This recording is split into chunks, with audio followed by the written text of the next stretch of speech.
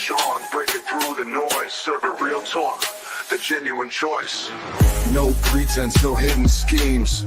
Just sports, passion, fueling dreams. From the field to the court, every play that's made. Real takes over fake debates. Turn it up, hear the honest sound. Unfiltered sports all year round. Discussions pure, no masquerade. Real takes over fake debates.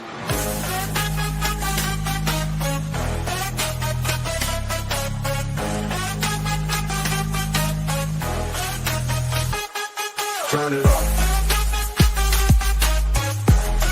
Over fake debates. Real takes over fake debates.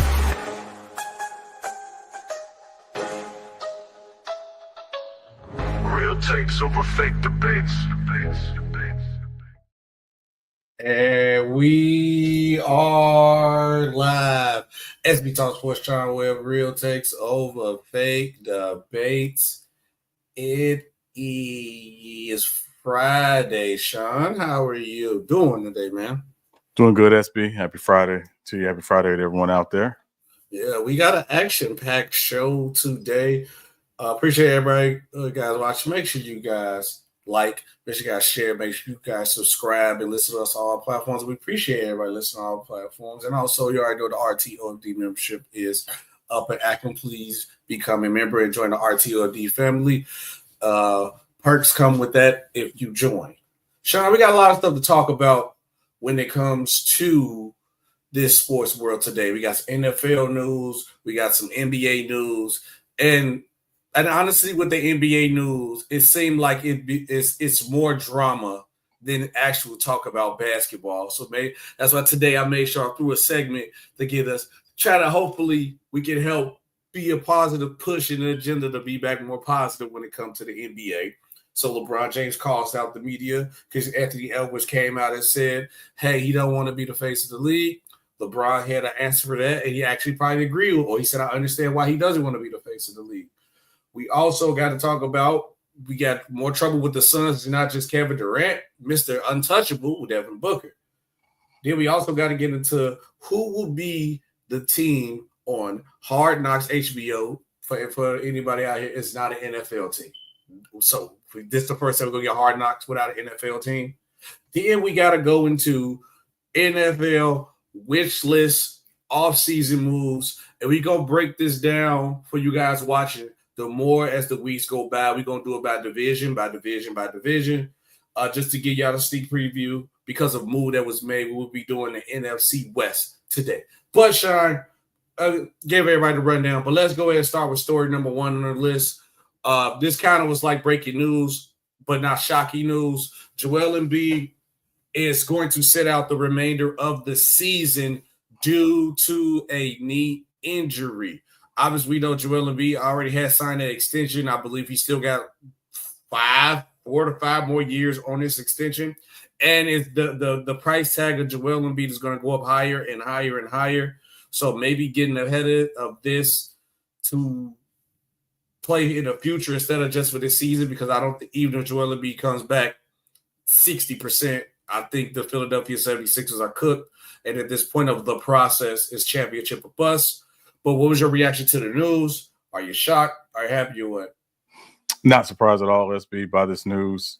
Certainly, we know Joel Embiid has been limited all season long with this knee injury, this leg injury. The Sixers obviously are in a position where they are nowhere near the contenders they thought they were going to be at the beginning of the season. So they're in this space and place now as a team where they have to, make some organizational decisions, particularly because their first round pick this year, which is top 6 protected, belongs to OKC. Mm-hmm. And so if you're the Sixers from an organizational perspective, you have to, again, say, hey, listen, at this point, without actually saying tanking, you actually need to tank. Just because it's time to reload your roster. Now, from Joel Embiid's perspective, I'm never one to put the cap on someone's career. before it's over. But I think we have reached the point where, from the Sixers and from any other team's perspective, if you have Joel Embiid on your roster, you cannot build it around him. No. His availability is limited at best.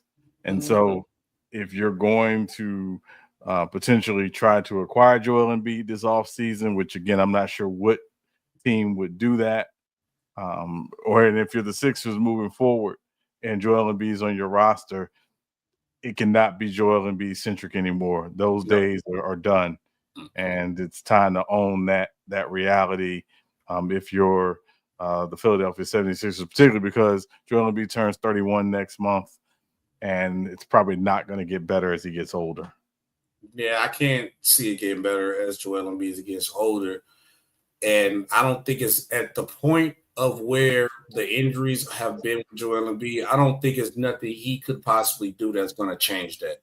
And I think that MVP season, it was the last we probably get MVP Joel Embiid. Not saying he still won't be a good player. I think Joel Embiid will be a great, solid number 2, maybe 3rd option.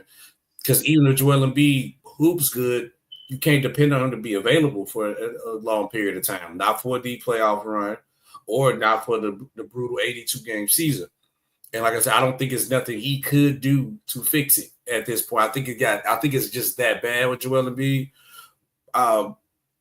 It's hard to say rearrange the team. Obviously, you don't want to just start trading everybody willy-nilly, but I think if the Sixers get in the top 6 pick range, maybe even 1, you might have to seriously consider getting rid of Paul George, get rid of Joel Embiid, or maybe you don't want to get rid of him right away because you just signed him. Maybe you want to see if it works. Maybe you want Paul George to build his value back up a little bit. Then you go make these moves. So I always been a person to trade somebody a year early than a year too late. I have been a victim of that as a fan of a sport of a team. But I will understand if they don't blow it up, Sean.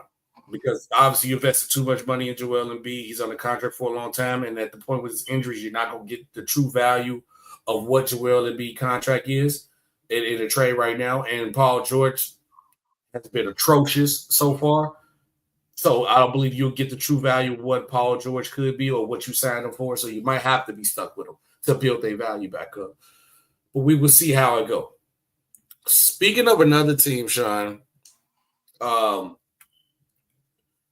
we got to talk about the Suns when it comes to like trade problems and things going on in with a team. First of all, let's look at the standings real quick. Last time I checked, the Phoenix Suns were 11th in the West. They are still 11th in the West, 27-32. If saying this season is a failure is an understatement. At the end of the day, you got 3 stars on your team. I ain't going to say superstar, but 3-star players on your team. Bradley Beal with the no-trade clause, Devin Booker, and Kevin Durant. And as a basketball fan, or not even guy watch basketball enough, I truly didn't understand the movement of players that they did to get another guy who pretty much just got another version of Devin Booker, and the players don't fit, and then you dismantle all the other pieces around them, like the team that they had when they made it to the finals and they add Kevin Durant. I thought that team would have been fine, but you got to live with the decisions that you made. So now this team doesn't look good. They're defensively not good. They really need a point guard. They really need a big. They really need everything. They really need everything. They need leadership. That's what they're trying. They need a defensive identity. And I hope this is the start of people realizing, hey, putting these 3 names together and a bunch of vet minimum guys around me, it don't work no more. You have to build a team. Look at the Boston. Look at the OKCs. Look at the Rockets. Look at the Grizzlies. Look at the Nuggets. You know, like, and I'm going off West teams. I would have said the Timberwolves before they traded Karl-Anthony Towns, and they could have said the Mavs before they traded Luka Doncic, but we're going to see how they work for those teams. Just putting big stars together don't work. Obviously, this is another part of it. When you're losing, and nobody likes it. So the Phoenix Suns get smacked by the Pelicans. Devin Booker goes and airs his frustration about the Suns are being quiet and skipping over the little details, and he figured that's the reason why they're losing. Let's pause right here because the second part of the story for the come. When you're seeing this from a player to come out and say this, what is your reaction to what's going on? And then you also see the product on the floor. So is it, because I think it's also a player personnel fit. The team is just bad. It's a built bad team. But also, do you think it's frustrations and miscommunication going on behind the scenes with the team that's part of them losing? I think there's a lot of issues going on with that team, SB. I want to say, though, I really believe part of the problem in Phoenix right now is they really, truly, I don't think, understood the value of Chris Paul. Mm-hmm. I think they made a massive mistake trading Chris Paul. Now, I understand they thought getting Bradley Beal was going to make them more dynamic and things like that. And Chris Paul certainly is on the downside of his career. But the one thing Chris Paul has not forgotten how to do is how to lead. Mm-hmm.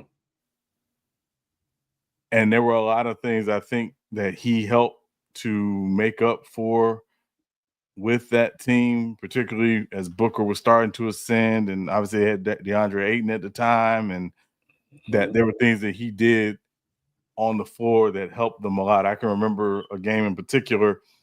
They were in the playoffs. They were playing the Lakers, and Phoenix was up pretty, sizably against the Lakers, and the Lakers went on the run. Chris Paul was on the bench. Chris Paul comes back in the game. Monty Williams is, trying to call something from the sideline, and Chris Paul says, "I got it." And his ability to come in and steady that team and steady that ship, I think probably wasn't talked about enough. They're a team, they're a boat without an oar, and Chris Paul was their oar. And they missed that probably more than they realized, and they haven't really been able to replace that. For as talented as KD and Booker, and obviously, Bradley Beal, has been in his career, you just don't replace leadership. And I think people outside probably didn't truly value it, but now you see it more and more. And so to me, that's been the biggest thing, is they haven't been able to replace that type of leadership. I think it also, if you was going to get rid of somebody, I can understand Aiden. Maybe you want to go get a defensive guy, maybe a shot blocker, a high flyer, so he can block, protect the rim, make it easier for Booker and KD because you got that big guy behind you. But the guy who probably will give that man his offensive worth is Chris Paul. The guy that'll give y'all the leadership probably was Chris Paul. The guy who will make sure that KD gets his shots when he get to get his shots. Devin will get his shots when he get his shots. Chris Paul. When you will have to worry about airing the frustration of being quiet, because now you ain't gonna question a veteran like Chris Paul doing all these things. Like, I don't understand what made them say, if it's money, you know what I'm saying, I had to go back and really, really look into the new detail. But it wasn't the money with this situation where it was enough to hey, we can't keep Chris Paul. Chris Paul was the difference for them making the finals the first time. And it was just if you go back and look at the team that they had, the possible starting five they could have had, compared to what they got now, the team without Bill was by far better. By far better. Yeah, it obviously we all overreacted when we first heard Bradley Beal to the Suns. But then we actually got tired of letting it marinate and sit. No, this is a terrible team. Somebody got to come off the bench. And then it's you bringing one of these guys to come off the bench is it devalues what you really need for them. And also, Sean, we might have to start questioning, and I'm just throwing it in the air, KD GM skills or leadership skills, because he keep trying to put these summer, we just go get his buckets together. It don't work, bro. Stop saying, hey, we just go get everybody who can put up a bucket. Because I get it, KD. You got PTSD from when you was in OKC and Thabo Sefolosha and what's that one guy? Robinson couldn't hit a corner shot. So you bro, if they can't score on the court with you, You need other stuff. It's other intangibles. I think KD needs to understand it. But, Sean, the plot thickens with this story because it came out that the reason why Devin Booker said what he said, reportedly, Suns coach Mike Budenholzer asked him to talk less on the court and just talk less in general. How do you say that as a coach how do you say that as a coach to one of your leaders of the team? And I want you to tell which way you think it is, because I'm looking at two different directions from this. One, either Bud is just like, hey, they trying to overthrow me as a coach. I'm not trying to lose the locker room. Or two, Devin Booker just not a good leader. So it's like, what do you think it is? It got to be something. So to be clear, I don't think he was saying talk less on the court. I think he was talking about particularly in huddles and things like that when the coach is trying to get a point across or to make adjustments or to reset things, that Budenholzer, as the head coach, feels that Devin Booker was taking over in those moments when he shouldn't have been. Mm-hmm. There's a symbiosis between head coach and star player that has to happen. And because this is Budenholzer's first year in Phoenix, first year coaching Devin Booker, that didn't necessarily happen from jump. But also go back to, this is their third coach in 3 years. And Monty Williams may have empowered Devin Booker to do certain things, and Frank Vogel might have empowered Devin Booker to do certain things. But now you're on your third coach in 3 years. Whether or not you're a part of that decision-making process or not is a different conversation. But the ownership here is, I had guys who kind of allowed me to be who I am. And if I needed to be vocal, I was vocal, and they may not have pushed back against that. Now you have a coach in Bud who is pushing back against that.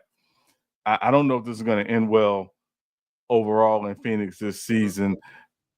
I don't know. And again, I'm not one to speculate about what Devin Booker is going to do long term. That's really up to Devin Booker and his people. I think he likes Devin Booker's, I'm going to say a little bit of a throwback, but Devin Booker kind of impresses me as a bit of a throwback in that he's, again, kind of one of those guys who probably wants to play in one uniform, but I think he's going to look around the landscape of the league, and, they may have some discussions this offseason about whether or not, he should, move on. I'm not saying that's going to happen. I'm just saying that that's just the reality of the NBA today.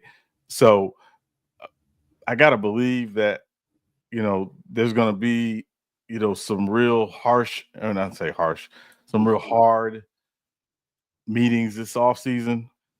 Yeah. I think we all kind of believe Kevin Durant's gone. He's out of there. Mm-hmm. It would not shock me if Devin Booker says, hey, listen, I think we need to go ahead and move on, and here's where I'd like to go. So, I would keep my eye on. Going nowhere. They won't be able to leave, but they can't move. Yes. Well, no, and again, he's got the power, so he's not going to ask to go anywhere unless it's somewhere he wants to go. Also, Sean, I got a question for you, because I'm not going to take the question away like I came up with this. It was on Gil's Arena, and they talked about like how the trade clause should work. There's your opinion on it. Do you think the trade clause should follow you once you break, or once you use your no trade clause to get traded, should it be voided out of your contract? Just opinion on it. No, I think it should follow you. Okay, so it just stay the whole time. Right, you signed that contract with that no trade clause that no trade clause in it.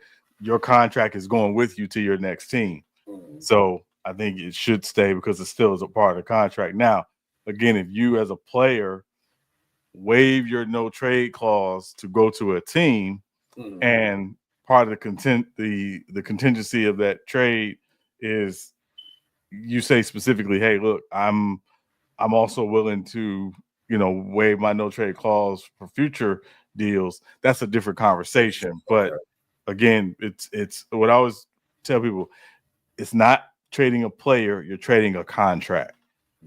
the acquiring team knows what they're getting in that contract. If that contract includes a no trade clause, you're assuming that as a part of taking on this contract.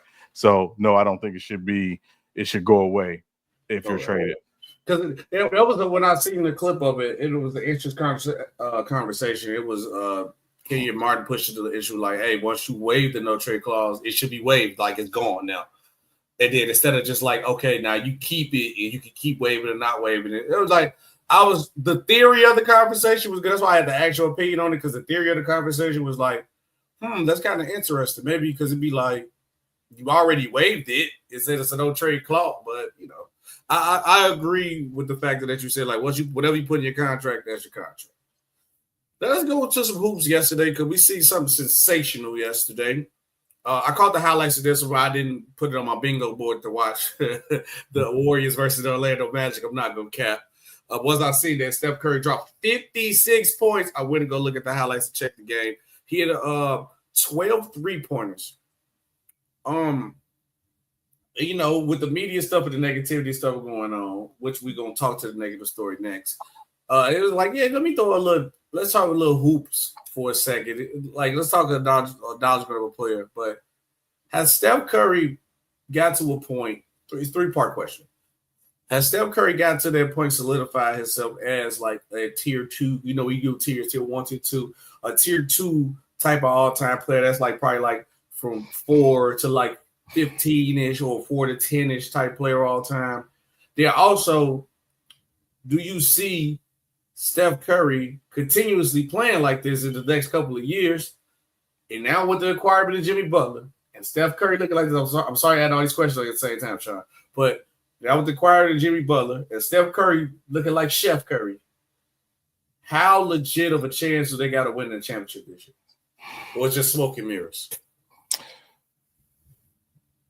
So to answer your first question, and for me, he was already in that tier 2 guys all time. I don't think we talk enough about how great Steph Curry is. And part of his greatness is his ability to work off the greatness of others. And that's what makes him great. Like, I think it's Nick Sirianni, one of his themes is you can't be great without the greatness of others. I think Steph Curry embodies that. And he talks about that. Even in this post-game, press conference last night, he talked about what other guys were doing and that helping him have the night that he had. But also they needed every one of those points. They did. They was down. And Orlando, one of the best defensive teams in the league.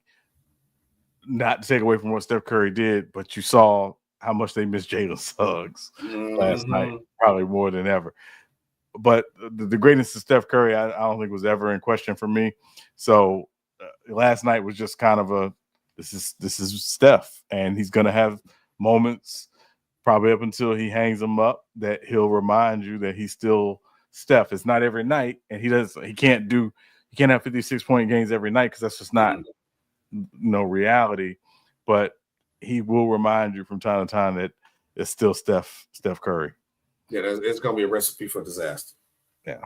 Well, let me ask first if we go to the second one again. My first part of the question, I'm a ranking materials. I think so, definitely. And I think we got to seriously consider Steph being one of the top 10 greatest players of all time. And honestly, Sean, I was always the one like putting him like right outside the line. I think he was like right at the door. Because what gets hard about this, and that's why I do like when we have our conversation ranking in tiers, because the tiers is thing like you got to move somebody out. When you limit it to like a certain number, like 10, there's like, somebody got to be missing. But these last couple of years with Steph Curry, I was just like, man, this is to watch him and like Kyrie Irving is a blessing for me as a basketball fan. I'm sorry, it's like one of the those they my Magic and Zeke when they come to like point guards. Now I understand like the winning is a little bit different. I'm talking about like skill set alone basketball player. This is like me seeing that. Obviously I got J Kidd too, but me seeing them is like I'd never seen point guards this skilled, this great ever. And I always say this about Steph Curry.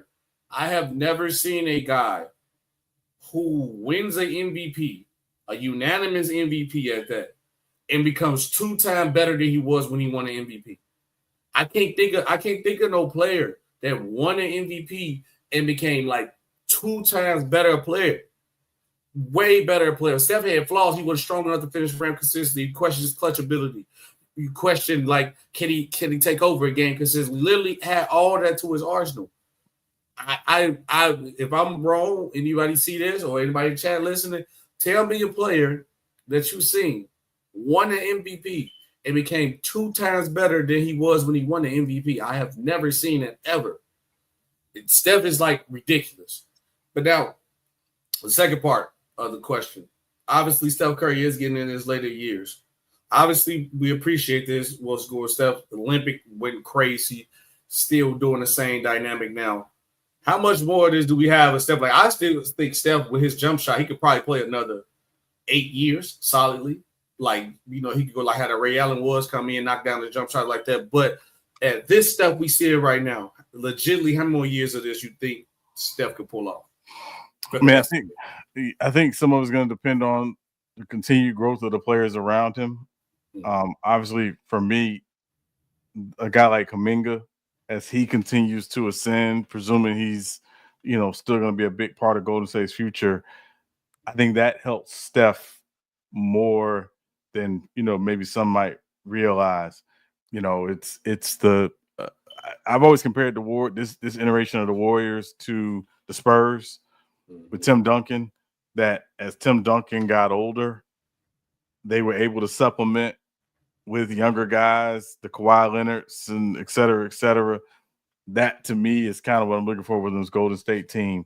Who's their Kawhi? Who's their, you know, Danny Green? Who's their, you know, Boris, you know, Dia? Like, because a great player is going to get older and they're not going to be able to do what they did at their peak every single night.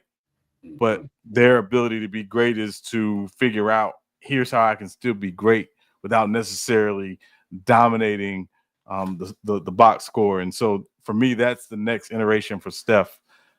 How long he can continue to do it, I think is going to depend largely on that, and also health, because you know, obviously he's, you know, not getting younger, but you know, he does, you know, take care of himself and take care of his body. But again, you know, the knees, the ankles, you know, those things tend not to care how much you take care of them. They're going to remind you, hey, you know, you're not 25 anymore. And so that check engine light gonna come on quick. Yeah, and again, you know, the check engine light comes on, you cannot wait to go to the mechanic. You got to take it immediately. You know, don't wait. You know, don't keep driving with that check engine light on. You know, so especially when you got an older car. So, you know, I think that's kind of the way it is for Steph at this point. But, you know, that said, you know, it wouldn't shock me if he plays this way for another couple of years at all. I could definitely see a good, because how old Steph is now? Like what, 30? I think he's about to be 36 and next month. Yeah. So yeah, I can see this, like I can see Steph doing it for like 3 more years for sure. Actually 37 next month. 37. Ooh. Crazy part about it is how cold Steph is. I can see him doing this at 40. I don't think he's gonna want to though, but I still see him doing this at 40. I know he's trying to sneak off that one more championship. If he get off that one more championship too, it's gonna be some crazy. But now, with that being said, last but not least, we talk about the Warriors. Obviously, acquired Jimmy Butler. Steph reminding you how good he is. They right now at 7th, 32 and 27. Mm-hmm. If you had to put a percentage on it, we could do a scale of 1 to 10.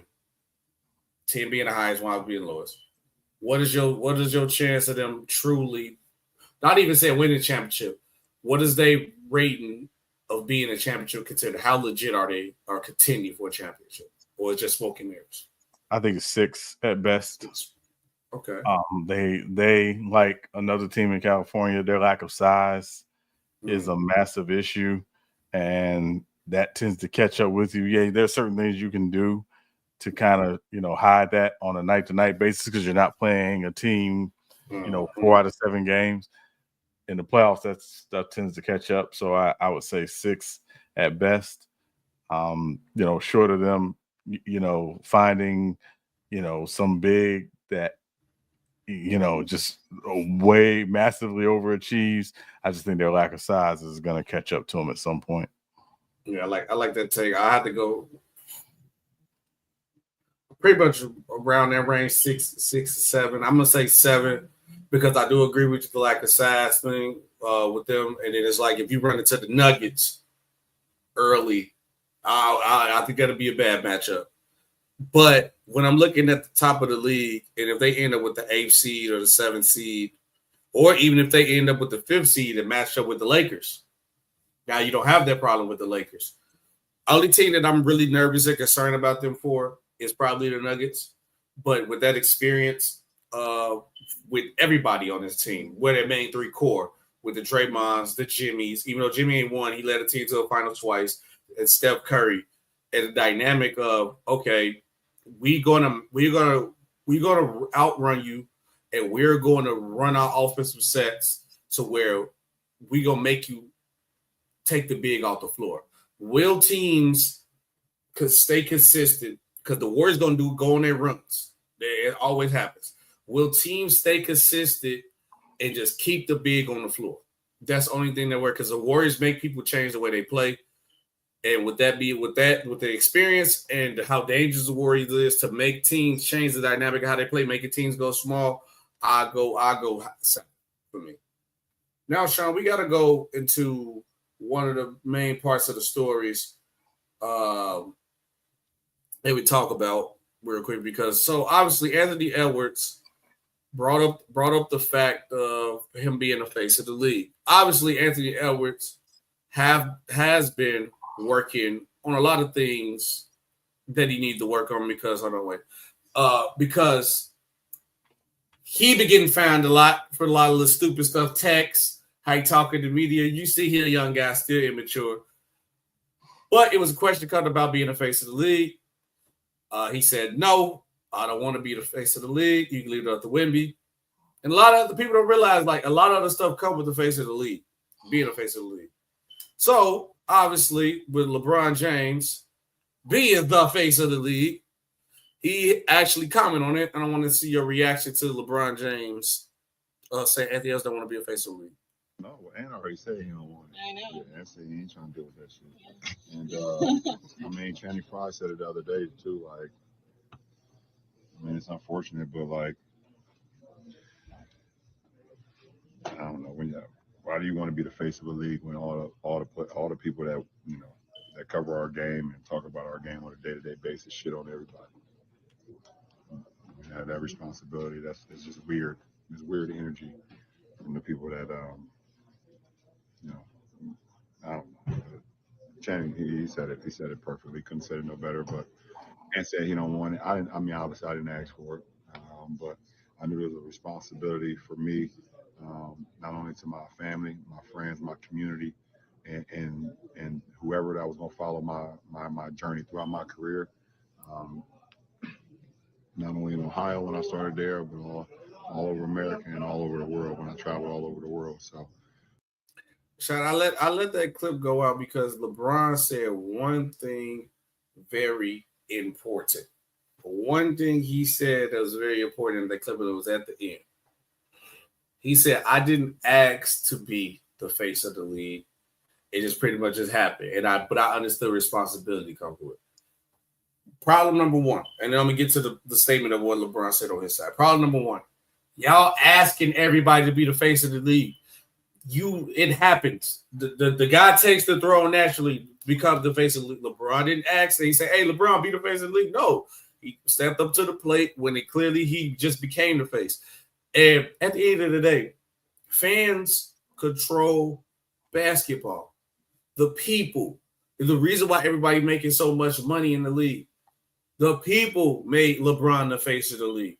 His play also made the face of the league. They say, hey, there's also other guys in the league playing good. And it was just as good as LeBron's early career, too. You had the T-Macs, you had the Kobe's, you had the Shaqs, the Whites, Kevin Durant's, all this. But people picked him because he was one of the best players in the league. They became the best player in the league. But also, he had the following of the fans. The fans choose it. Stop, y'all. The media is trying to force people to be the face of the league. No, it should just happen naturally on its own. And especially when guys don't want to be in that position, because LeBron brought up another good point of saying that this weird energy and all everybody do is poop on all the players in the league. So why would I want to sit in the chair of being the face of the league when all you're going to do is talk trash about me and compare me to somebody from 20 years ago and tell me how I'm not as good as them or I don't work as hard as them? Nobody wants that. And if you don't know, Anthony Edwards' favorite player is Kevin Durant. And Kevin Durant has been shut that down. Kevin Durant said, I ain't trying to be the face of nothing. I'm just going to hoop and go home. And maybe as much as Ant-Man looks up to KD and they got close during the Olympics, I guarantee you, he probably told him, it's too much extra BS going on with that. Just hoop, keep your mindset, hoop and go home. Sean, I want to let you get in on this, but what is your reaction to the clip in general? And am I wrong for saying that the league should stop trying to ask somebody to be the face and just let it happen? I don't think the league is asking anybody to be anything. I think the media is asking for someone to be the face of the league, because there is, quiet as kept, this obsession with who's next, who's going to be the guy, I want to say a couple things, SB. One of the first things I learned when doing media training was we do three things. We inform, we educate, and we entertain. And for me, it's in that order. But there's a lot of people who don't necessarily view it that way. They view it that, oh, it's about entertainment, it's about clicks, it's about numbers, it's about views. That will never be what this is about from my perspective. But we've also reached a point in a world where we are in a world now more than ever that we embrace the salacious over the substance. More people know who Kim Kardashian is than they do Jeffrey Wright. Why? Because people like the salacious. That's what the audience wants. That's what they like. Yeah. Keeping Up with the Kardashians got viewed more than some of the best shows on television, because people like the salacious. That's what we. So from a media and a coverage perspective, that's where things have gone. That's the media side of it. But let me go to another side of this thing really quickly, SB. I think what's happened, unfortunately, is the greater the coverage has gotten, because there are more outlets covering NBA basketball than ever, there's an imbalance going on right now.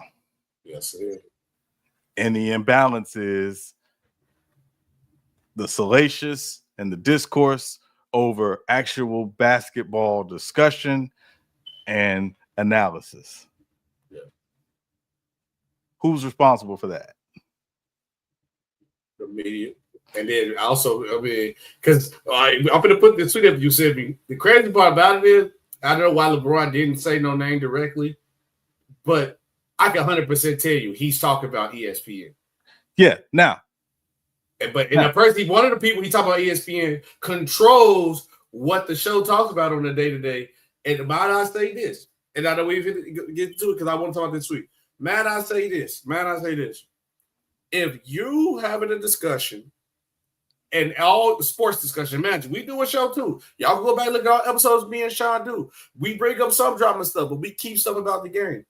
If all you talk about is drama, and I'm going to look at pull his move when you do this. I'm looking at Stephen A. If all you talk about is drama, bro, that tells us that you don't watch the game, because it's a lot of other stuff talking about, and it's getting to a point that you got to start questioning Because they ain't say, hey man, we only gonna do this because this we gotta talk about the drama because this only thing gonna get the click. It's a sports show. It's not a TV drama show.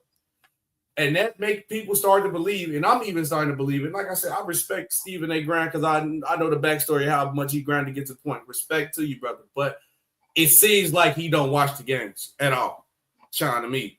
Because First Take be more about what's the biggest drama story. It's like it's turning to the Keeping Up with the Kardashians. And can I be? And I don't watch it like that. Like, but I'm saying for the clips and segment I've seen, because I can't sit through an hour that mainly talk about drama all the time. But I'm sorry. Can I keep it a bean with you, SB? The only time I watch clips of First Take is when you send them to me. I can believe that. I don't watch any of it. I haven't watched I call it First Mistake because that's where people get a lot of their news and a lot of their quote unquote knowledge from is a show like that.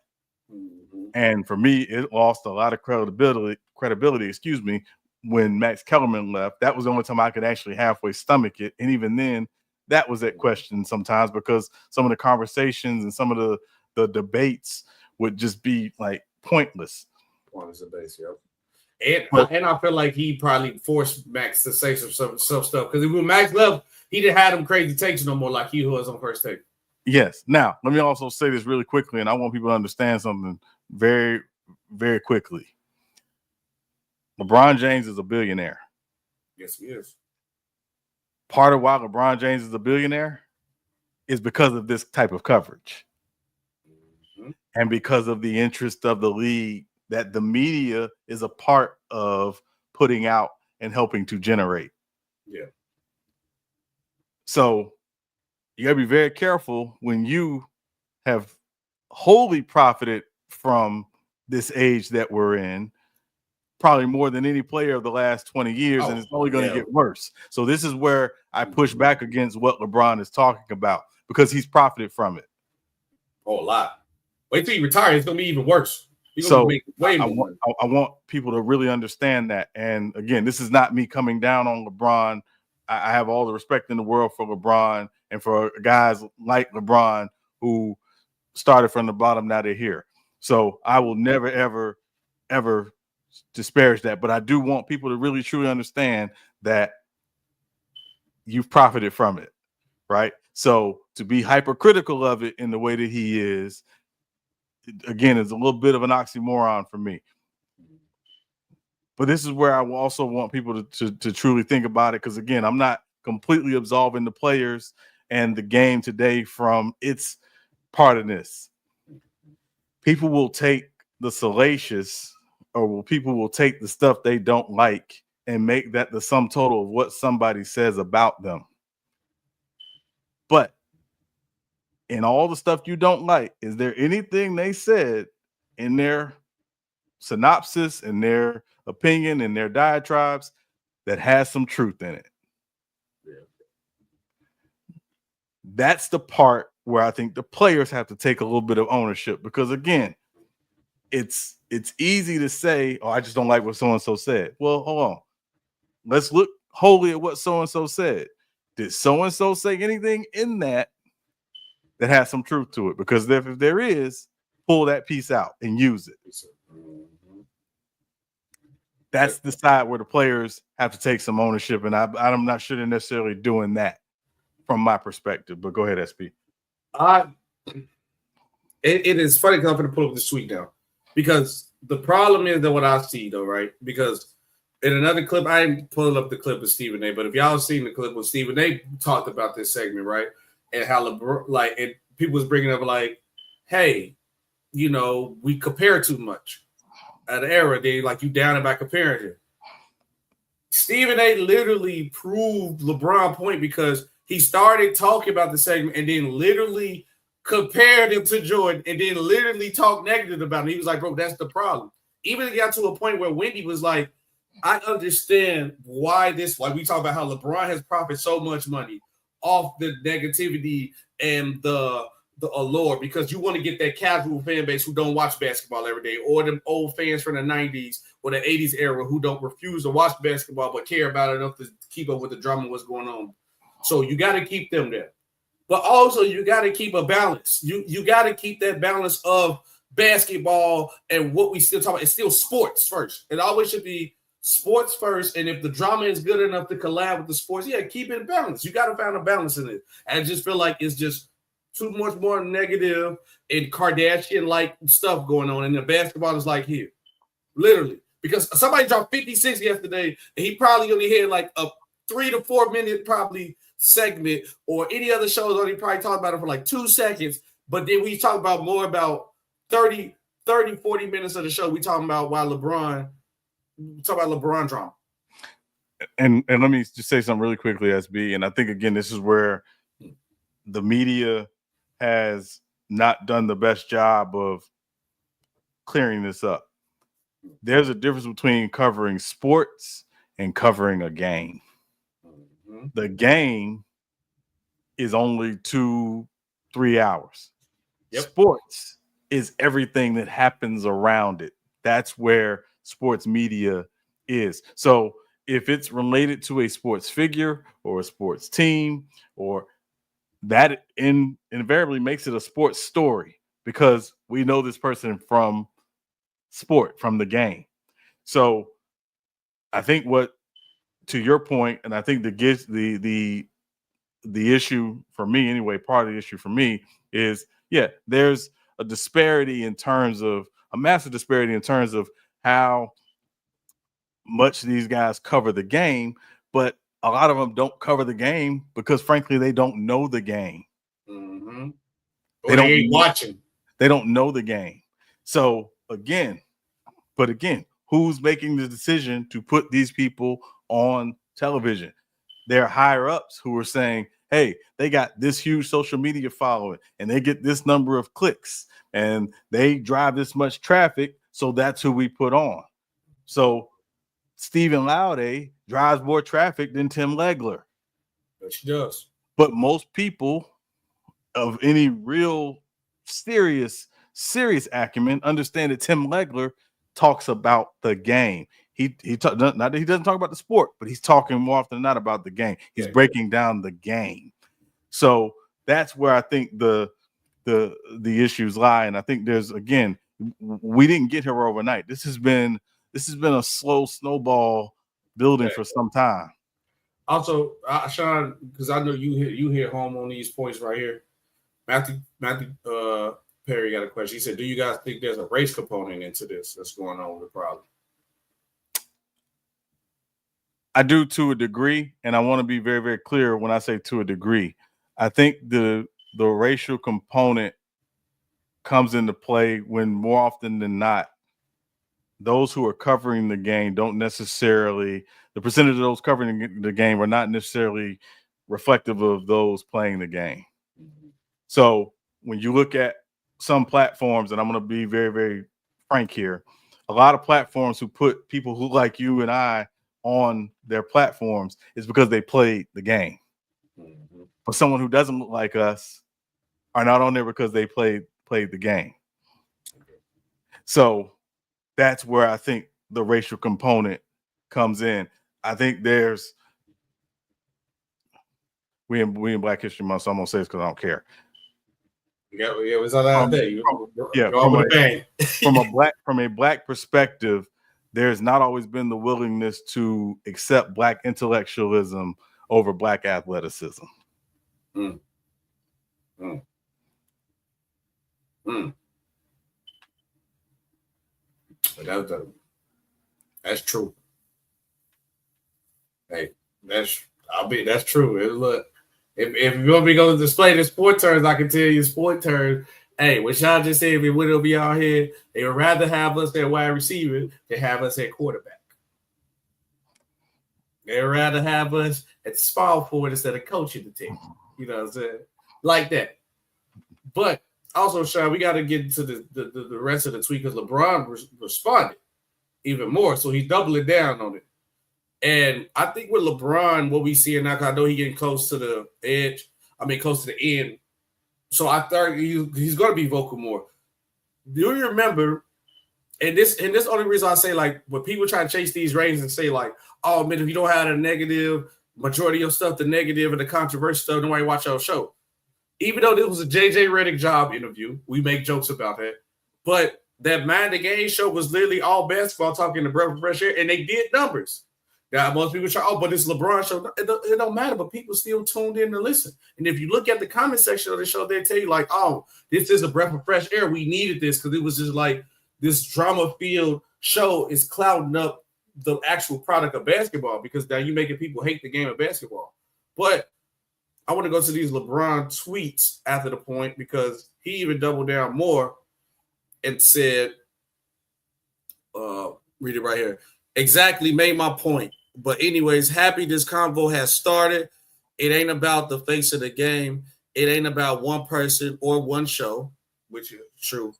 It's about the culture of basketball, the most beautiful game in the world. Our game has never been better. Incredible young stars from all over the world and some old ones, laugh out loud. Steph Curry should be all we're talking about today. Let's discuss how great OKC and the Cavs have been this season with two completely different styles and break that down, why and how they are. Oof, that was because a lot of people ain't do that. Imagine, I'm not even saying I'm the greatest at X and O's, but we can do a show we can talk about and break down that. But a lot of people who's at that point, however he said, because he did say it's not about one show or one person, can't necessarily do that, I should say. He said, let's discuss how great OKC and the Cavs are. Has been his last 2 seasons. And break that down or why and how they are. Of course, if players don't perform, we need to discuss that too and break that down. Which he said, bring in the negative with the positive, which I agree with what LeBron's saying. He said, even that can be discussed in a way that's not bringing a fatal. A finality, Jesus, to that player's game, but to leave the room to see how that the players respond, and let's watch the journey of that player. This ain't about me either. At this point, I don't really care what's said about me. It's always something, which is true. This is about the impact the negativity is having on our beautiful game and our fans. I know I speak a lot of players, and more importantly, and hell of our great fans. Sean, he said he ended it with Mind the Game too, by the way. This is the point. One, first of all, be prepared tomorrow, all sports fans. That's all they're going to talk about tomorrow. Because everybody – also, another thing and problem that we have too, Sean, before I say what I'll say, we go to our next segment, is too many people in this clickbait social media world where everybody feel like they're a celebrity. No matter how much following I have gained or like how many videos I had got a lot of views, how many people have seen my TikToks, my Instagram. Imagine I'm still up and coming, bro. Rock with your content. I've been a fan of your content. Hey, I started doing this content. I want, do more videos, this and that. I never felt any type of way more. I'm just a person who just sitting at home, talking my computer, and just talking sports. You got guys who want to be part of the drama. So it'd be like, LeBron tweeted, it's about me. Yeah, it's about me. Oh, so let me address LeBron. So we gonna have this back and forth drama. Everybody click. That's one part of the problem. But also, too, Sean, and we can say this for another day when we get into this. As much as players talked about how the media was and how the media discredit players, and they was on here talking crazy, never talk about the game of sports. Multiple players have retired, and players who are in the league now start doing podcasts, start pulling up to these shows, and literally did the same thing. The same. Perk was the main person complaining. Perk do the same thing now. Draymond Green, Mr. New Media, do the same thing that they was doing. And I'm reading what LeBron wrote, and Sean, he's absolutely right about the state of the NBA media, because a lot of people can't do what legs do, Sean, and go up there and break down the game. Go up there and say, hey, why the Cavs and OKC different? Why do they play different? Without, only thing I'm going to say, I'm going to let you go on this one, because won't say the wrong thing, but it just if you can do a whole show about sports and don't necessarily talk about the game at some point or break it down something you see, I still stand on my point. I don't believe you're watching the game like that. And you're just chasing clicks. You're chasing it to be a part of the narrative and be about you, because I guarantee you, I'm going to wait for it. I'm going to be looking for the first take clip today, because Steve here clearly said it's not about one person. It's not about one show. It's talking about everybody as a whole. Stephen A. Smith, just my prediction, Stephen A. Smith going to make this about him. Kendrick Perkins already said earlier today, I'll put a name on it, because that's all y'all chasing. Y'all just, so now it's telling me you just saying all this negative thing just to get a response back for clickbait. But go ahead, Sean, I digress. What was your reaction to the tweet? Again, there's a lot of truth in the tweet. I'm not disputing that piece of it at all. But again, we didn't get here last night. Mm-hmm. And I want people to truly understand that we did not get here last night. Greater coverage always meant that we were going to get here at a certain point, particularly because you have people who are covering, quote unquote, covering or talking about the game on different platforms who aren't necessarily being responsible about how they talk about the game. The inevitable thing, though, SB, is we're going to compare, because that's what we do as people. You're a Wayne fan. You're a diehard Wayne fan. Wayne has a new Carter album coming out this summer.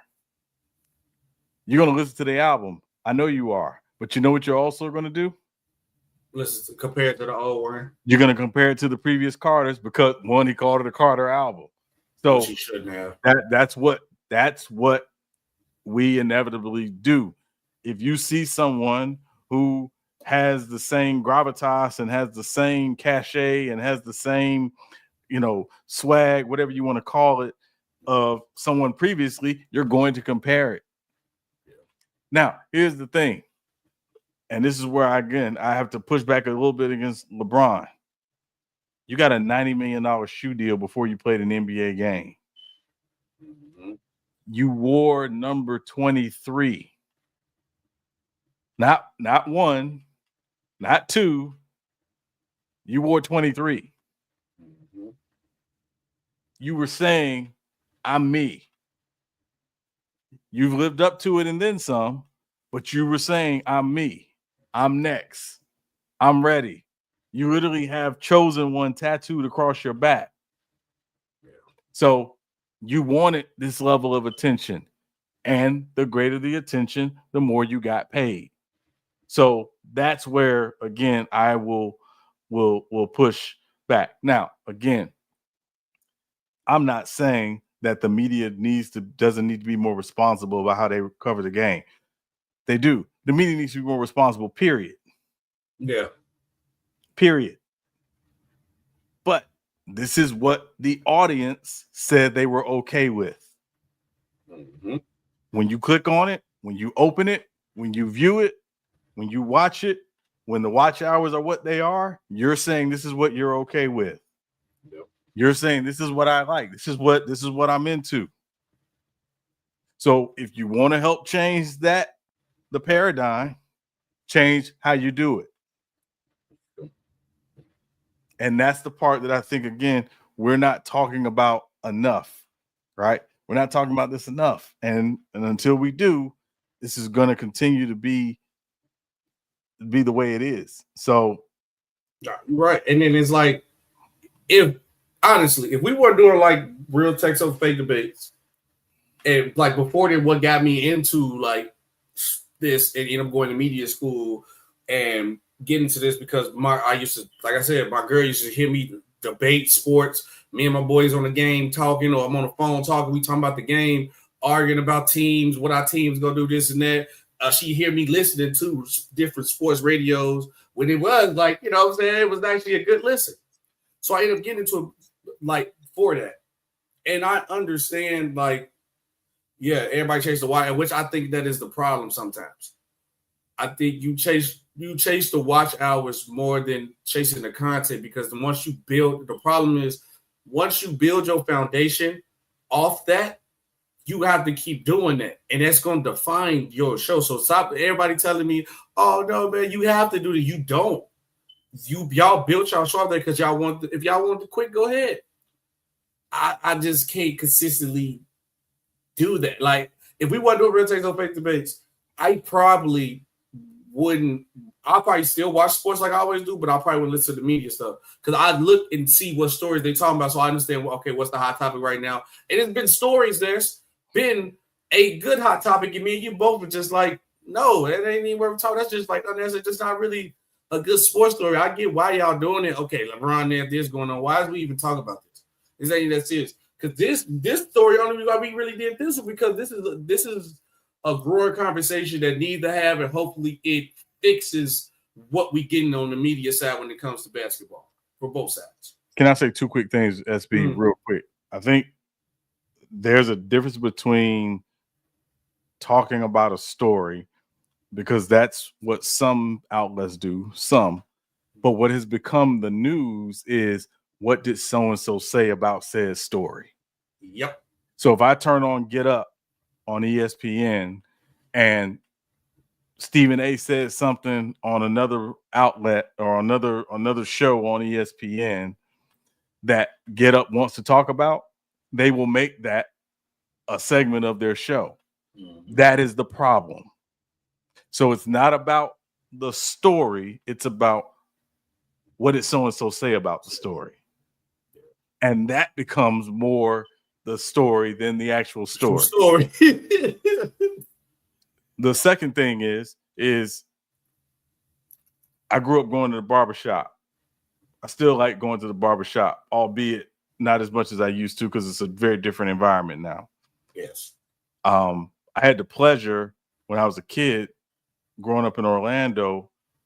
There was a guy who used to come to the same barbershop I went to, who worked for the local news station as a sports reporter. He left and went to ESPN. His name was Stuart Scott. Oh, Stuart Scott used to come, and he was there pretty much every Saturday, just like most guys were, getting their fade, cleaned up, whatever, blah, blah, blah. And there were barbershop conversations that were sports related. That has become a lot of what sports media is.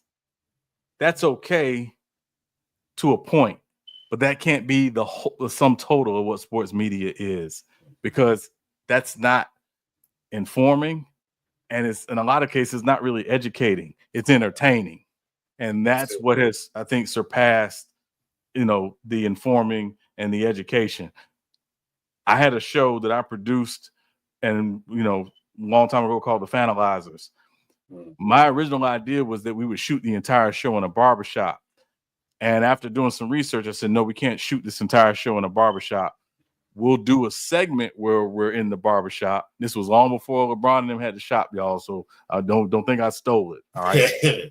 It's LeBron idea. That's LeBron got the shop already.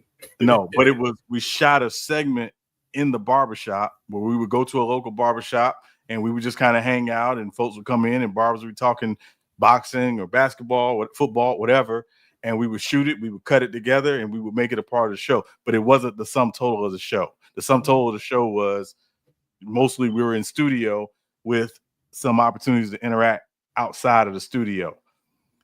But we've made barbershop talk sports media, and I think that is a big part of the problem. But again, it's not just the media, it's the consumer saying, I'm okay with this, and I'm going to keep watching it because this is what entertains me. Yep. And I also think, just to piggyback on that, we got to move on. I believe majority of fans want the barbershop talk because then, obviously, social media open, like everybody has a platform. Like even we got a platform. Where I think there's more that the average fan can engage in the conversation. But if you're going to, one of the first rules that I learned about getting into this game is that Dustin told me, he said, hey, you get into this game, you got to know what you're talking about. You got to be, because it didn't matter. I'm going to radio. So I'm going to like local radio. So, he's like, bro, you're going to run into people who's passionate about this team. This was, he was like, I was like, man, I really like basketball, football. He's like, no, you need to learn baseball. And then I was like, practicing, getting better, learning. And he was like, no, I need you to lock in more. Don't just know enough to talk about this segment, because you got to know more than the average fan. Nobody, you got to know more than your audience, and it's not just you trying to like say I'm better than the fans. It's just because the fans gonna call out the BS, and they're gonna know you're not knowing what you're talking about, and it better not be about their team, because they're very passionate about their team, and they're gonna be like, why is this idiot on the airwaves? He don't even know that the dude left the team 2 years ago or 2 seasons. You know what I'm saying? So it's things like that, and I believe people like the barbershop topic. All barbershop topics compare. So it's easy to compare the one little thing that you know about something, so everybody, the casual fan, can engage. But I also think they have to give back to the true basketball fans and also entertain, but also educate the fan base instead of just keeping it drama. It's not a reality TV show, it's sports. But speaking of reality TV show, I had to drop that bar in because Hard Knocks will be coming to the University of North Carolina with Bill Belichick. It's not an NFL team this time, Sean. I guess no team didn't want to do it, which it's understandable and crazy. But I think this is big for North Carolina. I think this is big for Bill Belichick. This was like honestly the perfect person to like get it, because now it's going to be so much attention surrounding UNC. Bill Belichick could probably get more players. They show how their recruitment process goes, show them how they like, not recruitment process, but they day-to-day with the team, and showing what his plans with the team and what they're going to do. I just think it's a fire idea. It sold me that I was like, oh, wait, Bill Belichick? And oh yeah, I'm watching this. Because Hard Knocks have a lot of good clips, a lot of good moments, a lot of good things, but I think this is a fire idea. I will be tuning into this. Sean, what about you? Do you think it's good that they pick UNC, and will you be tuning into this? I think it's good from the perspective of you're going to see how now these college programs are becoming like professional teams and professional programs. So I think it's good from that perspective. Also, Bill Belichick, for all of his gruff when he was the coach of the Patriots, he's actually really good on television. Yeah, he is. And he shows a lot of his personality. Now, will there be some balance of that now that he's back coaching and, obviously at the college level? It'll be interesting to see. But, that'll be crazy to see. I don't know if they'll showcase his girlfriend, because I think she might have class during the time that they're filming, but we'll see what happens. Hey, Matthew, bro, you are funny, bro. That man said, please do not showcase his girlfriend. MC Roberts, he said they haven't done a Hard Knocks like show in college since Ohio State, where Urban Myers first got the Ohio State job. Yeah. So I'll be ready for this one. Yeah, David Green. He a fool for that one. He a fool for that, bro. But you probably will see his girlfriend. Next story on the list. After swinging and missing on Matthew Stafford, which we're going to get into in this next segment, the New York Giants are full steam ahead trying to get Aaron Rodgers. I think this is a terrible idea. But, Sean, I'll let you go first on this, and I'll tell you why it's a terrible idea. I absolutely think it's a terrible idea. This is a Band-Aid on a broken leg. Amputated leg. It's literally a Band-Aid on a broken leg. The Giants are desperate, obviously. They don't have the one of the top 2 picks, so they're not guaranteed to get either Cam Ward or Shedeur Sanders in this draft. I presume that they will probably talk to both the Titans and Cleveland about the potential of moving up to guarantee they get one of those guys. But that said, I just don't see. Obviously, Aaron Rodgers is not a long-term answer for the Giants. We know he's a bridge quarterback at this point. If they do get Aaron Rodgers, great. But make sure you have the next guy on the roster, because Aaron Rodgers is not it long term. So this is the Giants trying to be relevant. There's, their fan base, I got to be honest, probably is not very happy right now with everything that went on this last year. They're trying to find some way to salvage these next couple of years, but Aaron Rodgers, no, that's not it. It said Aaron Rodgers has gone down since his Joe Rogan appearance. That is funny. That is funny, Cam. He said Giants for the pick. Sanders probably. Tiffany said, please retire Aaron Rodgers. It's a possibility. It's possible. It's a possibility. When I seen this, obviously, I think you need to bring somebody young kid, or you better bring in a vet that ain't not a costly vet. Because I can see a guy like a Jameis Winston. At the end of the day, you need an explosive guy who make plays because he ain't winning regardless. Jameis Winston gonna put up the numbers, put up the yards, and he go get neighbors that ball. Cheaper veteran, you could go do that, or just go draft a rookie.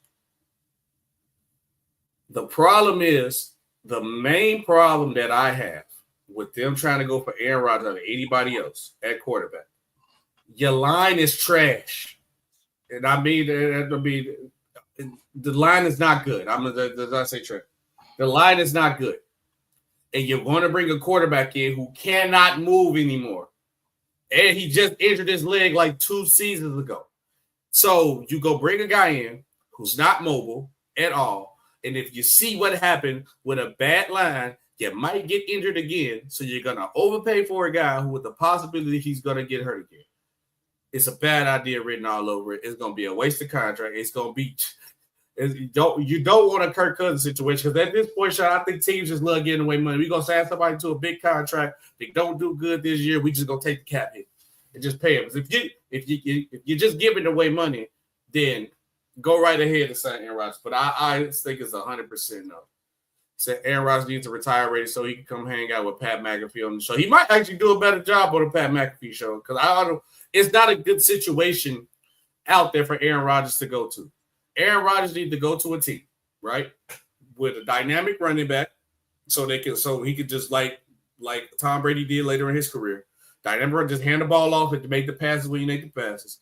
You need a dynamic running back, a top 5 offensive line, not even top 10, a top 5 offensive line, so he could be well protected and he could just stand still behind that pocket, and some elite receivers on offense, elite 1-2.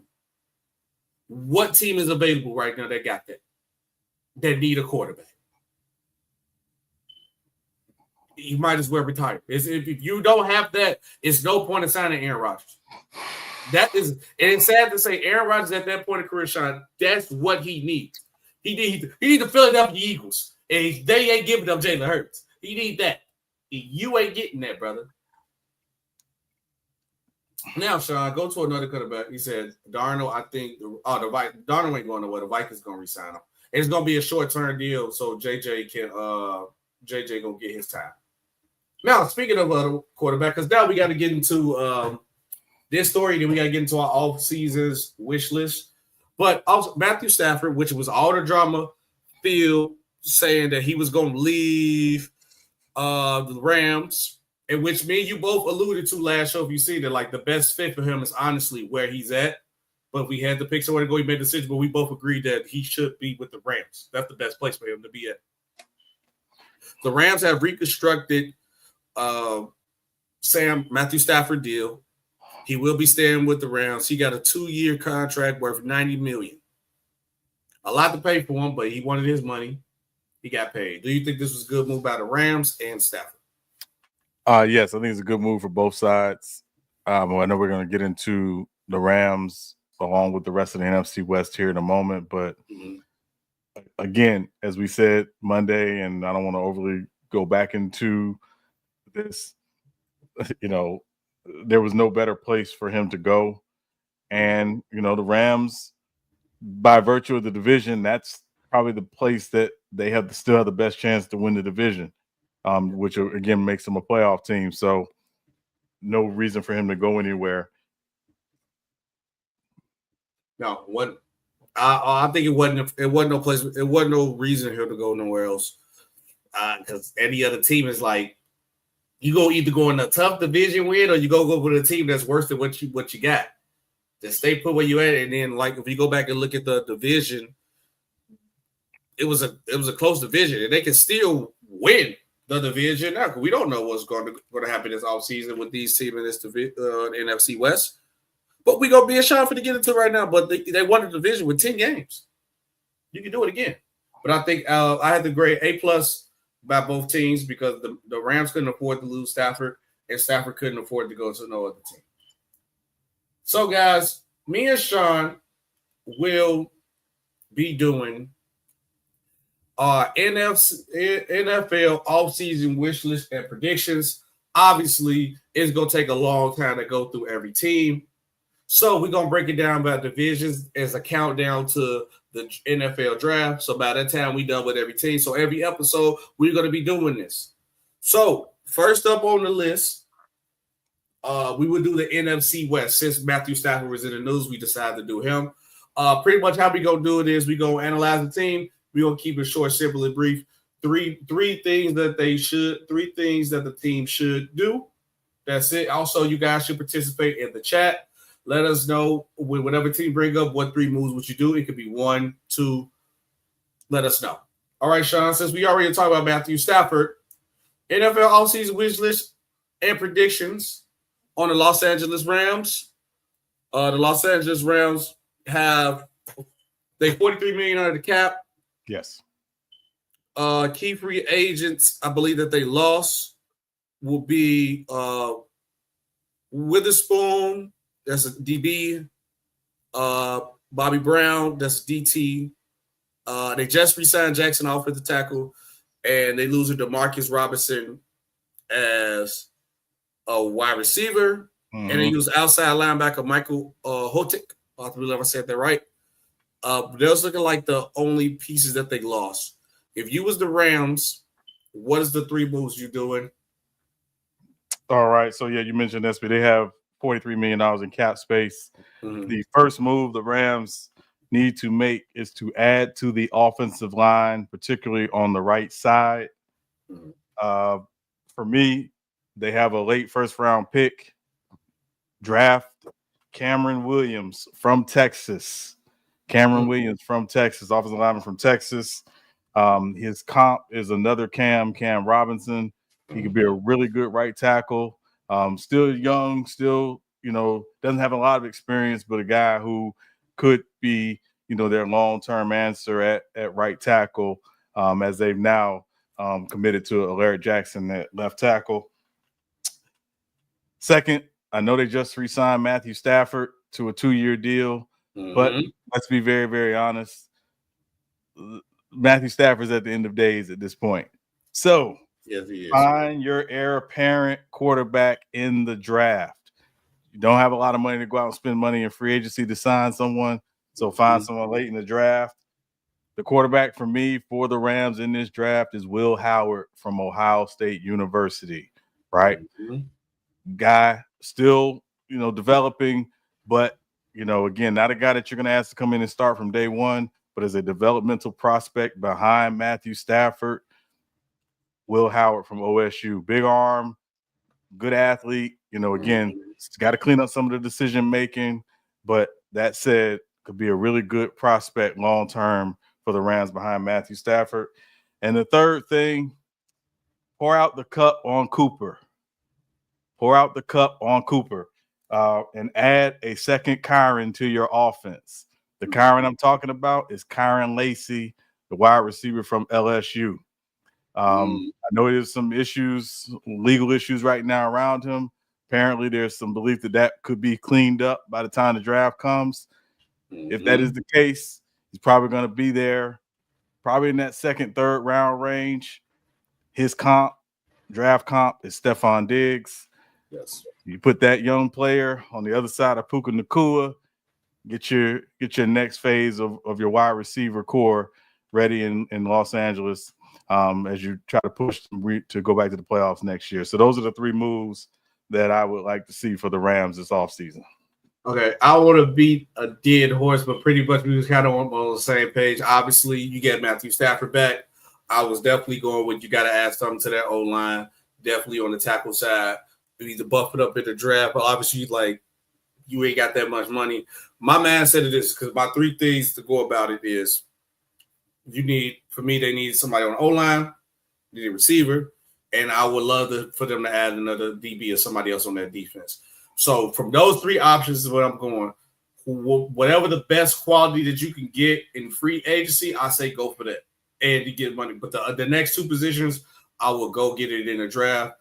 Obviously, you get Cooper Kupp. I would try to go for more draft compensation for Cooper Kupp, if anything, and then get like you said, get Lacey, get his replacement in the draft. Probably try to get like a 2nd round pick because they don't have a 2nd round pick. I was maybe using Kupp, get a 2nd round pick, draft your receiver there. I would look more into because for DBs, it's some nice value DBs that you can add to that team that would help buff that defense out a little bit more. And then O-line, you hit it right on the head. I think the same way with the guy to get for the O-line. Now, next up on the list, Sean. Where do you want to go? You want Cardinals, Seahawks, or 49ers? Let's go Arizona. Arizona Cardinals. Actually, right up on that's the order that was it. So we got Arizona. Finished the season 10-7. I'm sorry. Oh, no, that's the Seahawks. Finished the season 8-9. It was a rocky up and down season with this team. What are you doing if you're the Arizona Cardinals? So the Arizona Cardinals have about $75 million in cap space this offseason. So they are flush with cap space.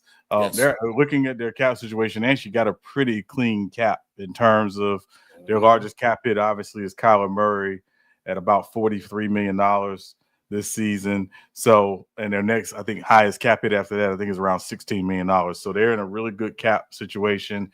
And they don't have a lot of guys who are, quote unquote, long in the tooth. So really good situation for Arizona. But the first thing I want to do if I'm Arizona, I got to fortify the trenches. Arizona, while they got 41 sacks last season, they were 6th worst in the NFL in pressure rate and 5th worst in pass rush win rate, right? Which means they need to get better, particularly at defensive tackle and at defensive end. The draft is deep at both of those positions, so they could potentially pull, 2, really good players at the defensive line in this draft. And also on the offensive line, needed to get 2 offensive linemen.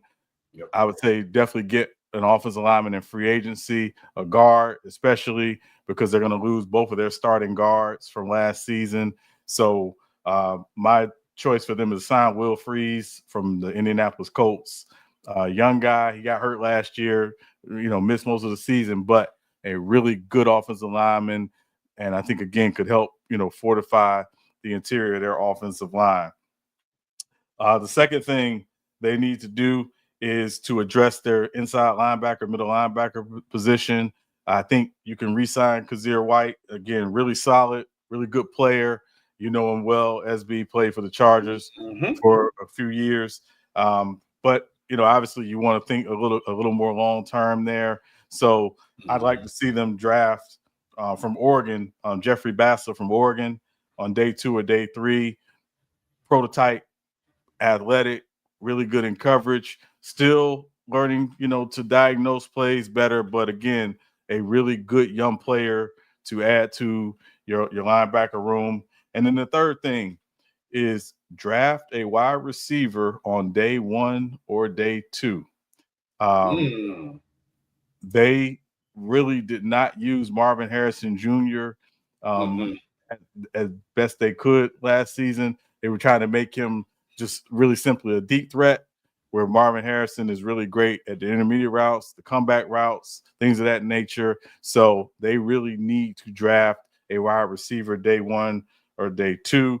The other reason why you want to do that is while they have Michael Wilson on the other side, get ahead of the Michael Wilson free agency in 2026. So make sure you have a really good young receiver on the other side of Marvin Harrison on a really good deal to get ahead of the Michael Wilson free agency. So there's going to be some guys there available, particularly in the slot. The young man from Ohio State, Emeka, he could be a really, really good player for them in that slot position later in the first round, if they decide to trade back. But draft a receiver on day 1 or day 2. There you go, Sean. Thinking alike. So for me, I'm going a little opposite because obviously, like you brought up there, money wise, I think draft wise, all trenches. I don't think they should go receiver day 1. I think anything they do in this draft, O-line, D-line, get some young, fresh, big bodies in there, especially like you said on the defensive line, because now for anybody that you draft in the D-line to add to that rushing game, now I doubt he might go here, but I think a good vet rusher who can do the linebacker and get on the line BDE, I would sign Khalil Mack. So when I draft somebody young for the D-line, I bring in Khalil Mack, a good vet, or somebody who can still get to the quarterback at the age that he is right now, and that'll help. So my first move, anything I do in the draft, O-line, D-line. Point blank, or at least my first 2 days, O-line, D-line. Number 2, add to that defense, or add to the help of your young talent with a vet named Khalil Mack. Now, like I said, I doubt he might go to the Cardinals because he want to compete for a championship. But I would try to be all in to get Khalil Mack to this team, and I believe that will help this defense get a good leader, and get a better identity. Then number 2, I do agree with you on the wide receiver, but I'm actually going for I want to vet next to Marvin Harrison because, like you said, the problem that we had was that they was only using him for a deep option, bringing a guy maybe like who probably won't cost that much, a Cooper or a Chris Godwin to help add more to Marvin Harrison game and also help Kyler Murray understand how to use him. And I was thinking more like Amari Cooper because kind of the build style, and that's like the style of play to be the same way. So if I was the Cardinals, first 2 days in the draft, I'm going trenches only, D-line, O-line, and then defensive adding the vet, Khalil Mack. The other, I'm adding the vet at wide receiver to help Marvin Harrison, either Amari Cooper or somebody like Chris Godwin. Next up on the list, Sean, you want Seahawks or 49ers? Let's go 49ers. All right, bang, bang, Niner gang. San Francisco 49ers obviously had a down year with 6-11. Their cap situation is probably going to look a little bit shaky because this is where they're finna sign the quarterback, Purdy, right? Purdy. Yeah, they have $50 million in cap space currently. So go ahead. You could go first on this, Rashawn. But this is because it ain't that too much you can do, big dog. Once old boy gets signed, ain't too much you can do. I was trying to. I ain't gonna lie. This one was kind of hard because I'm like, I got you covered. Okay, what you got, man? I got you covered.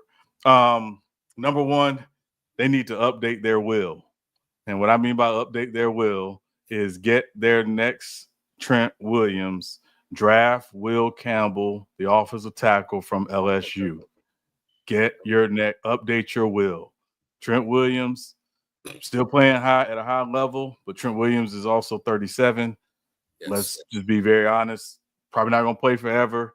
Get your next left tackle on the roster before you have to do it. Will Campbell, offensive tackle from LSU, would be that choice. Go from will to will.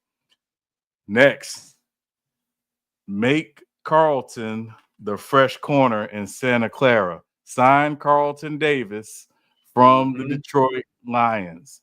You need a big-time corner. He fits the bill. Make Carlton the fresh corner in Santa Clara.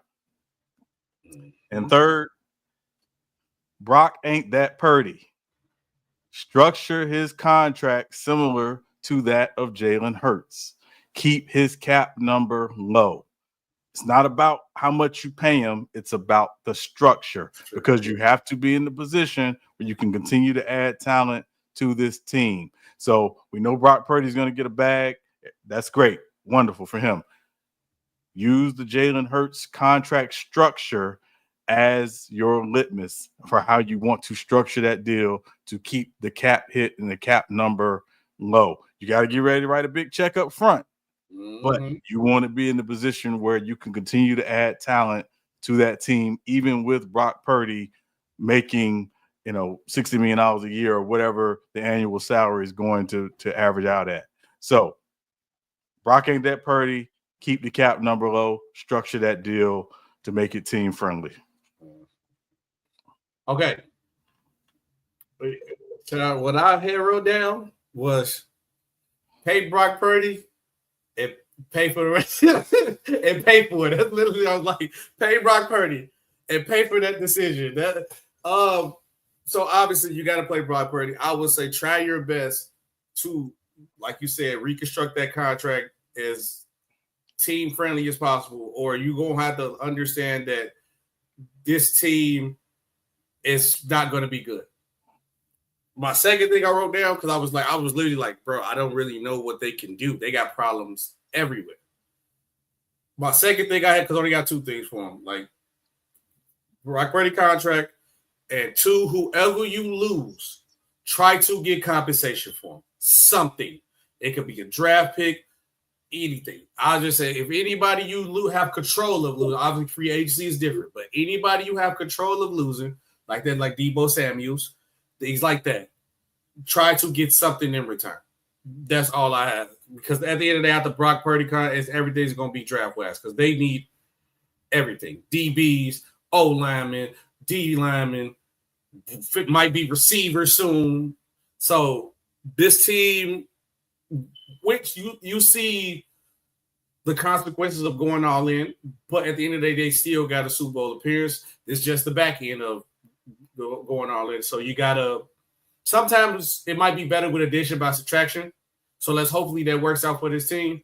But I don't really have too much crazy extended-wise when it comes to the 49ers because I just figured that once Brock Purdy get paid, in which I guarantee they probably going to pay him before they pay everybody else, it's pretty much nothing that they can really do with just draft players in the draft. Yeah, I had a fourth one, but I won't go there. No. But say it now, because trust me, I was looking. I was just like, no, go get him, and I was like, nah, that ain't gonna work. No, I was gonna say take a hint from Smokey and Friday and jump Deebo off the team. Deebo got to go. Deebo got to go. No, and it's not that Deebo can't still be effective. It's that you've drafted Ricky Pearsall. Obviously, you paid Brandon Ayuk. You did re-sign Jawan Jennings. You got a lot of resources now and at the receiver position. Deebo is the odd man out. Jump Deebo off the team. And honestly, that when I still bring up the chance of a receiver because they're banking on Ricky to be that number 2 guy. Because I like Juan, but I don't know if I can see him being like a consistent number 2. I know he has a couple sparks. Last season, he had some good games when he had the opportunity. Shout out to him, so that y'all better play him. But I think they're banking on Ricky to be that shining star to replace Deebo Samuels. But until I see it, it's always going to still be open in the air.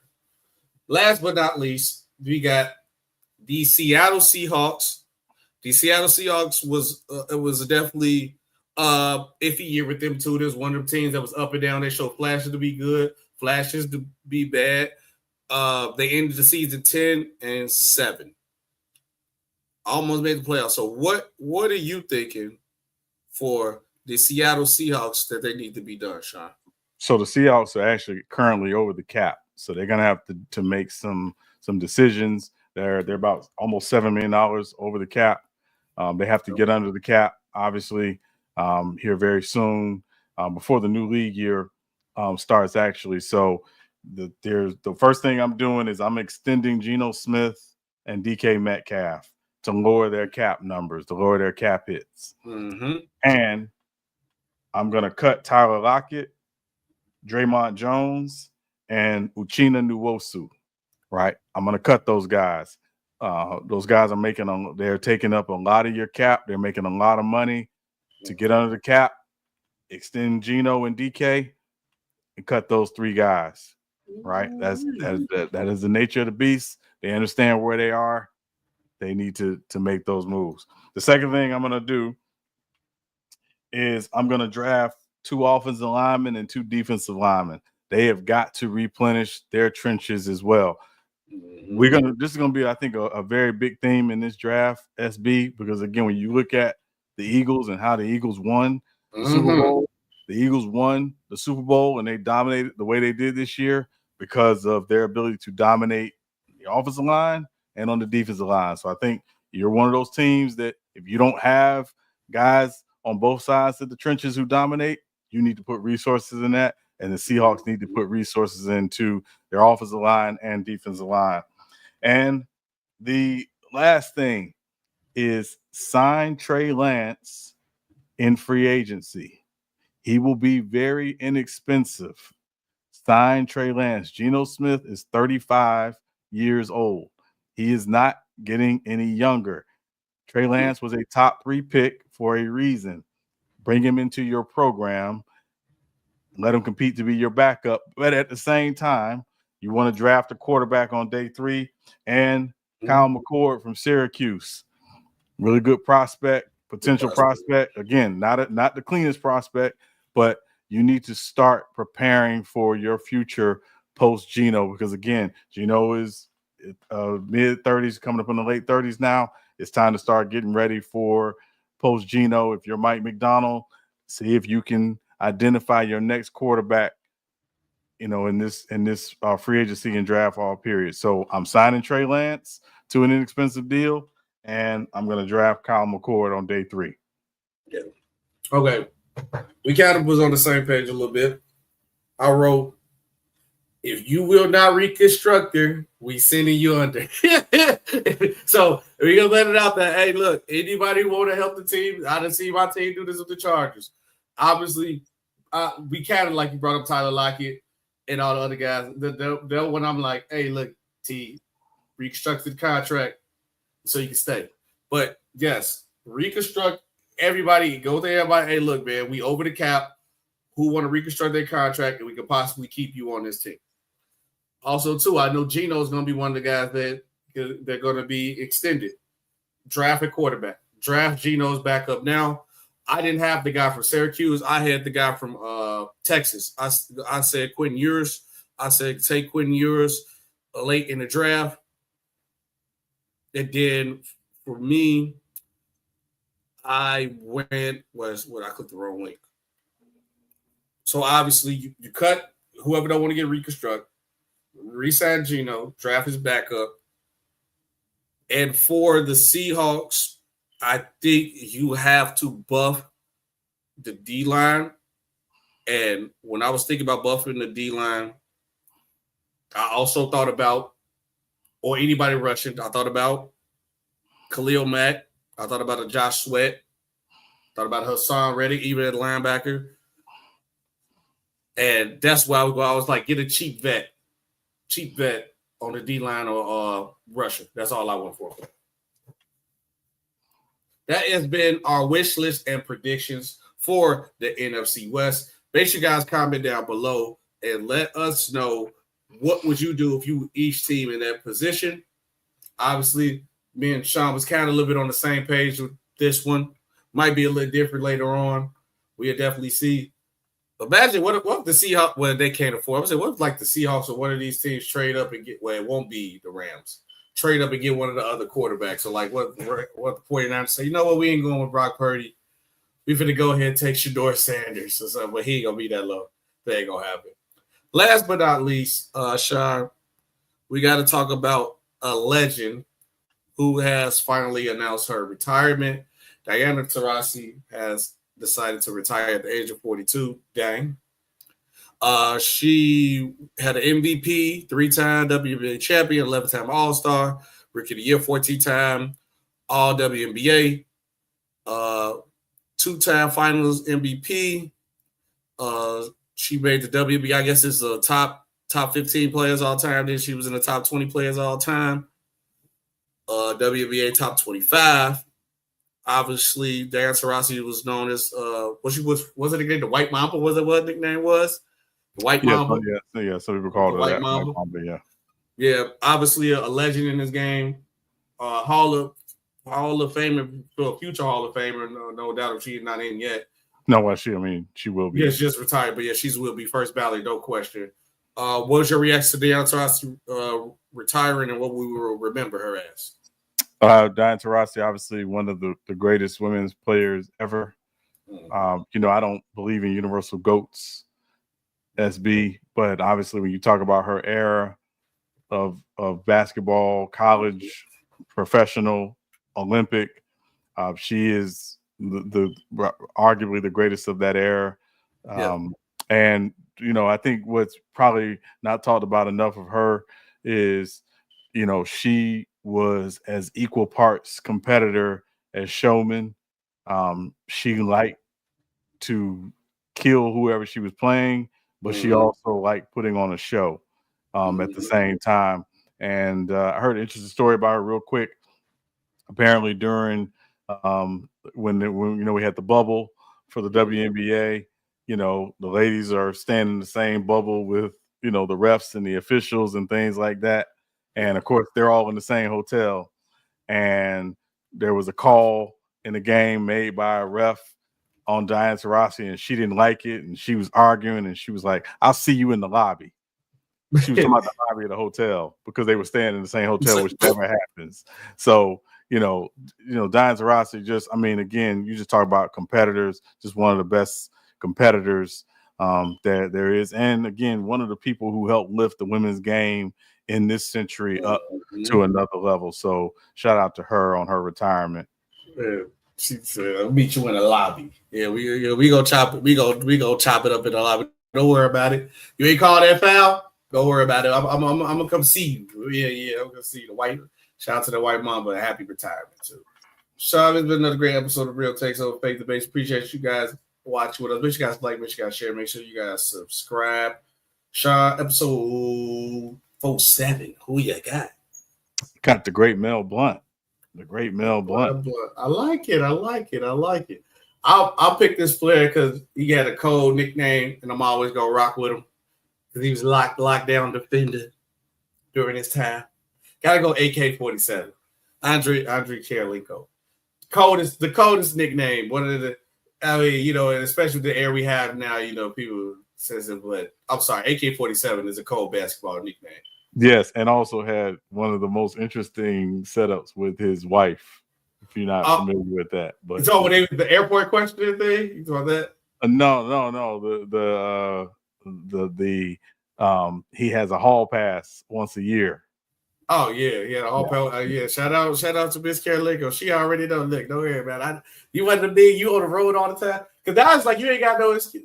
Honestly, she cold with it because that's like you ain't got no excuse to be doing the extra. I give you one a year. Yeah, but you get one a year. That's it. You get one a year. Like you better not mess that up. No, I'm just kidding. Can't mess that up. Yeah, I'm kidding. Yeah. Look, man, they say happy wife, happy life. Man, same thing. Happy. That's it. Happy husband. I don't know we ain't no saying for, but yeah, happy spouse, happy house. There you go. I don't know. Something. There you go. There you go. But appreciate you guys. Been another great episode of Real Takes on Face to Base with SB and Sean. We will see you guys on Monday, and we will be doing another prediction. Sean, what you thinking? We still need to think it over. What team what division we'll do this time? I'll tell you what. Let's do the AFC South on Monday. AFC South. All right. So be here Monday when we do AFC South wish list and predictions of what we think going on leading up to the countdown to the NFL draft and the NFL offseason. Like I said, it's been SB, Sean Webb. See you guys on the next one. Peace.